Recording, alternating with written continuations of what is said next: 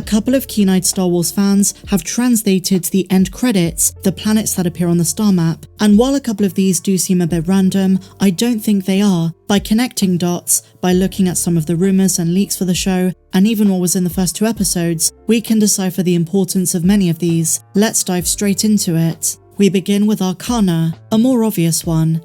This was where the Night Sister temple was in the first episode of the show. This is where Ahsoka found the star map that leads to Thrawn. It was confiscated by Shin and the HK-87s, and now Morgan Elsbeth with the Eye of Sion, alongside Baylan, Shin and Marok, are going to travel to the second galaxy. That entire temple scene was just incredible, so intense. The music was on point, and the lightsaber action as well, when Ahsoka takes out the assassins. Next up, we have an unknown location called Iern. The next planet is one we've seen in Star Wars Rebels, Garel. Alongside it, Lothal, which of course we've seen in Rebels and now Ahsoka. And then finally on this screen, Mandalore, the home planet of the Mandalorians, which has now been reclaimed, as we saw in The Mandalorian Season 3. Following this, we have Agamar, which could be a massive hint towards Captain Rex, another planet we saw in Star Wars Rebels, in a rather emotional episode. The Last Battle. This episode explored a battle with separatists, and after Captain Rex wakes up at the separatist command center on the bridge, he jumps up panicking, calling out for Cody. That was a touching moment. But anyway, the planet this took place on was this one, Agamar. This is not where Captain Rex, Wolf and Gregor lived though, that was Selos. But this might just be a very small hint that we might see Captain Rex. This is definitely a show fans want to see Temuera Morrison in, as not just Rex, but Wolf. They lost Gregor during the liberation of Lothal. Then we have Yavin, also known as Yavin Prime, not to be confused with its moons Yavin 4, Yavin 8 and Yavin 13, but still a classic Star Wars planet nonetheless. And then very relevant to this show, Dathomir. That is where the Night Sisters of this galaxy, the galaxy we know, originate. But it has been hinted there is an ancient civilization that is located in Peridea, the second galaxy where Thrawn is, and it's believed that those are an ancient clan of Night Sisters, a different type of Night Sister, although fans have theorized all kinds of things, that it could be the Zephonians, because they appeared in concept art for the Ahsoka temple, it might be the Rakatan Empire, and there were hints of this in the Andor show as well, given the fact that Thrawn is contacting Morgan Elsbeth through space and time. Anything is possible. And there are fans who say it could be the Kwa, or the Grysk, or maybe even the Yuuzhan Vong. We'll come back to this later, but I think it's the Night Sisters, an ancient group of them. But in the galaxy we know, Dathomir. Next up we have Corellia, Juro, which is the home planet of the Juros species like Cad Bane. Not to be confused with the Chiss, I know they both have blue skin, but Thrawn is part of the Chiss, not a Juros. Then we have Pasaana, which we saw in The Rise of Skywalker. That was the desert planet, and where we meet Lando Calrissian for the first time in this film. Interestingly enough, they also include Ketone Moidia, a very important planet in the book Brotherhood, very important to the Clone Wars, and of course the throwaway line in Revenge of the Sith, when Obi-Wan says that business on Ketone Moidia doesn't count. And then the capital of the galaxy, Coruscant. They also show us Cetos, which is where Morgan Elsbeth showed Baylan and Shin the star map, the Stonehenge type place. That is where our heroes are heading after Huyang heard from General Syndulla where the hyperdrive on Corellia was being taken. Now here is an interesting one, Odin. This is a new planet altogether, or should I say moon, and from this I connected the dots to Baylan's skull and Shin Hati. Their last names are connected to 2 wolves in Norse mythology, where during the end times, they would consume the sun and the moon, and Odin was the god of war and of the dead.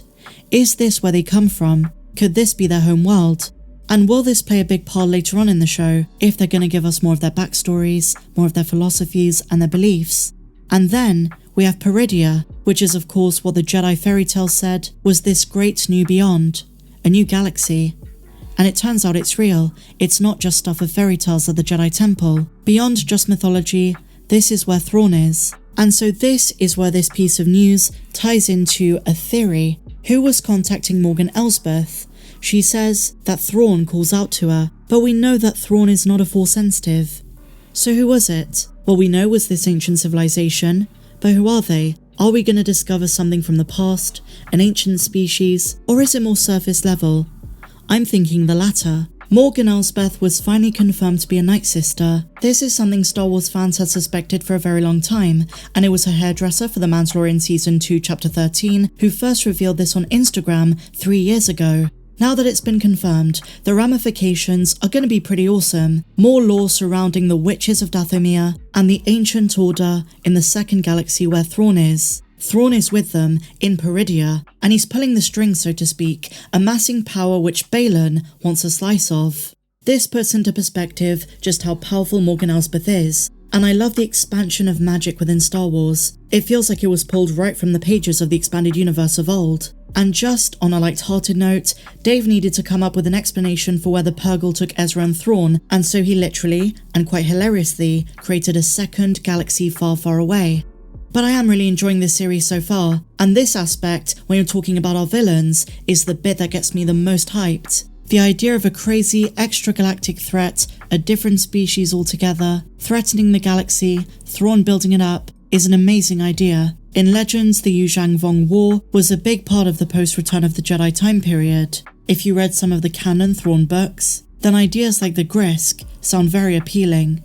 In regards to the Rakatans, I've brought up this possibility before. They were known for their advanced technology, particularly with their mastery of the Force. The Rakatans perfected remarkable hyperspace technology, notably infinity gates, which may have inspired the Eye of Sion and its purpose, traversing the vast reaches of the galaxy, opening up the possibility of portals, in this case the pathway to Peridea. And given how they used a combination of force, intimidation, force-powered technologies, and more, this could be appealing to Thrawn. And a strong possibility is that the ancient Night Sisters were allied with one of these civilizations, be it the Rakatans or something else.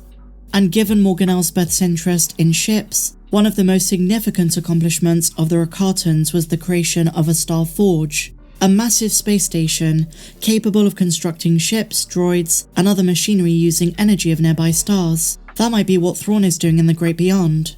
There is another Rakatan connection too, the star map. Another hint that the ancient Night Sisters are the ones who contacted Elsbeth is that when Ahsoka's in the Night Sister temple to get the star map, she hears very similar sounds that Morgan does in her head. With Ahsoka it was more like psychometry. As she touched the star map at the temple, she heard the history of the Night Sisters, and she heard them spiritually through the Force. I can't wait to go to this second galaxy, but I feel as though it's not going to be until the last few episodes. I don't think they're going to explore this too soon. We're going to see the journey there. Our heroes found out they were going from Cetos, and they're really going to build it up. And probably the most exciting thing about the pathway to Peridea, aside from seeing Thrawn, are the Purrgil on the way there. If you enjoyed this video, please be sure to give me a big fat thumbs up. Subscribe if you're new, and I'll see you in the next video. May the Force be with you, always.